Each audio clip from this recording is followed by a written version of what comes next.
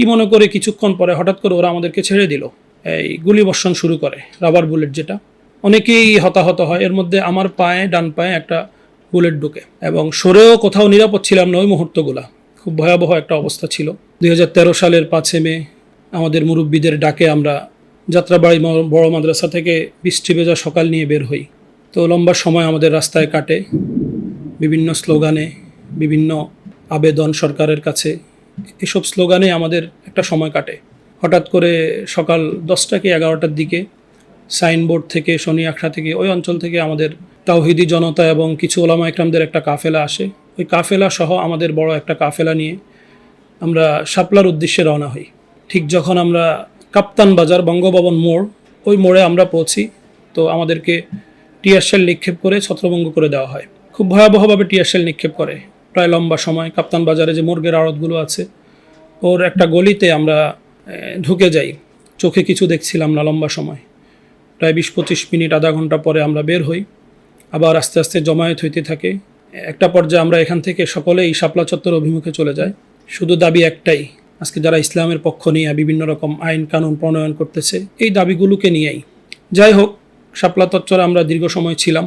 ওখান থেকে 12টা, 12:30 এমন বা জোহরের আগ মুহূর্তে আমরা বাইতুল মোকাররম অভিমুখে রওনা হই। তো দৈনিক বাংলা মোড়ে যখন আসি, আমাদেরকে খুব ভালোভাবে আমাদেরকে আটকিয়ে দেয়, ব্যারিকেড দিয়ে দেওয়া হয় যে আমরা ওখান থেকে আর সামনে আগানোর কোনো সুযোগ নেই আমাদের। কি মনে করে কিছুক্ষণ পরে হঠাৎ করে ওরা আমাদেরকে ছেড়ে দিল। ছাড়ার পরে আমরা বাইতুল মোকাররম অভিমুখে রওনা হই। উত্তর গেট ক্রস করে আজাদ প্রোডাক্টস বরাবর অপোজিটে যে রবি কাস্টম কেয়ার আছে, অনেকেই চিনেন হয়তো, রবি কাস্টম কেয়ার এবং KFC যে বিল্ডিংটা, এর আগ মুহূর্তে আমাদেরকে এই গুলিবর্ষণ শুরু করে, রাবার বুলেট যেটা। অনেকেই হতাহত হয়। এর মধ্যে আমার ডান পায়ে একটা বুলেট ঢুকে। আমি পরবর্তীতে এই বুলেট নিয়ে অনেক কষ্ট করে এখান থেকে, আমাদের আরেক ভাইয়ের সহযোগিতা, এখান থেকে সরে যাই এবং সরেও কোথাও নিরাপদ ছিলাম না ওই মুহূর্তগুলা। খুব ভয়াবহ একটা অবস্থা ছিল। পরে ইসলামী ব্যাংক হসপিটালে যাই, ওখানে যাই ট্রিটমেন্ট নিই। আলহামদুলিল্লাহ ওরা খুব সুন্দরভাবে ট্রিটমেন্ট দেয় আমাদেরকে, আন্তরিক ধন্যবাদ জানাই ওনাদেরকে। ওখান থেকে বের হয়ে যখন দৈনিক বাংলায় আসি, তখন প্রায় বিকাল গড়িয়ে সন্ধ্যা চলে আসছে। তখন তো খুব ভয়াবহ গুলিবর্ষণ চলতেছে। আমাদের অনেক ভাই ওই মুহূর্তে চোখের সামনে দেখতেছি রক্তাক্ত অবস্থায় ওদেরকে ওই ইসলামী ব্যাংকের বিভিন্ন গাড়িগুলা, অ্যাম্বুলেন্সগুলো দাঁড়ানো, এরা উঠাইতেছে আর এভাবে নিয়ে যাচ্ছে, ট্রিটমেন্ট দিচ্ছে আলহামদুলিল্লাহ। একটা পর্যায়ে আমি অনেক কষ্ট, আর সারাদিন শরীরের সাথে কুলিয়ে উঠতে পারছিলাম না। তো আমি আমার মাদ্রাসায় চলে আসি, অনেক ভিতরের একটা রাস্তা দিয়ে ধলপুর হয়ে।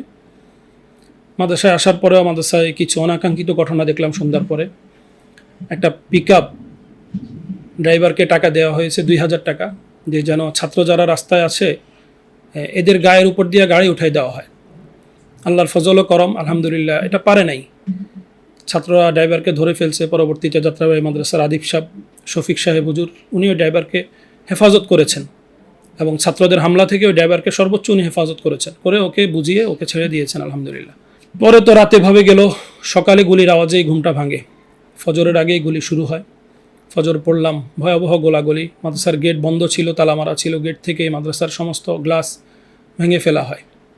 এই লম্বা হিস্টোরি। যাই হোক, ওখান থেকে যখন ওরা আস্তে আস্তে চলে যায়, মাদারীনগর মাদ্রাসায় চলে যায়, এদিকে আমার চাচা আমার সাথে ছিলেন। উনি আমার আম্মাকে কল দিয়ে বলছেন যে এখানে থাকা নিরাপদ না। আমার আম্মাও বারবার কান্নাকাটি করতেছিলেন যে যেভাবেই হোক যেন দেশে চলে আসে। কথাগুলো বলতেছি কিন্তু কলিজাটা ছারখার হয়ে যাচ্ছে। পরবর্তীতে ওখান থেকে সকালে বের হলাম। কয়েকবার বের হইতে পারি না। গেট থেকে বের হয়ে আবার দৌড়ানি দেয়, আবার একটা দোকানে ঢুকি, আবার বের হয়ে আবার দোকানে ঢুকি। এভাবেই একটা সময় কেটেছে। খাওয়া দাওয়া তো টোটালি নাই। পরে 2টা-3টার দিকে মনে হয় আমার চাচা সহ বের হইলাম। সুর বৃষ্টি হইতেছে, ভাবলাম কেউ নাই, যাত্রাবাড়ি আওড়াতে আসলাম। আইসা এক জায়গায় লুকানোর মতো অবস্থায় ছিলাম। হঠাৎ করে ডেমরা রোডে একটা কর্ডোবা বা ফ্রিন্স এমন একটা গাড়ি, কুমিল্লার, ওই গাড়িটা দেখলাম। দেখে হাত দিলাম, ও দাঁড়াইলে, উঠলাম। ঠিক ডেমরার যে মোড়, কাঁচপুর দিকে ব্রিজটা পার হইলে এই জায়গাটাতে যখন আসছি, এই জায়গায় আসার আগে দেখলাম যে অনেক বড় বড় রামদা নিয়া, খুব বড় বড় রামদা, ছুরির মতো, এগুলা নিয়ে ওরা দাঁড়িয়ে আছে যে হুজুর পাইলে বা যারা হেফাজত, এরকম কোনো লোক পাইলে এরা এদেরকে জবাই করে দিবে, এমন একটা পরিস্থিতি। কঠিন এক অবস্থা তখন। গায়ের জামা খুলে ফেললাম। গায়ের জামা খুলে একটা পিছনের ছিটে এক লোকের পায়ের নিচে জড়ো হয়ে বসেছিলাম। কঠিন একটা মুহূর্ত গেছে। আলহামদুলিল্লাহ যারা প্যাসেঞ্জার ছিল ওরাও ভালো ছিল, ওনারা ড্রাইভারকে বলছে যে আপনি আপনার গতিতে কন্ট্রোলের ভিতরে যতটুকু গতি নিয়ে আপনি গাড়ি চালিয়ে যান। আলহামদুলিল্লাহ ড্রাইভার ওই কাজটাই করেছে।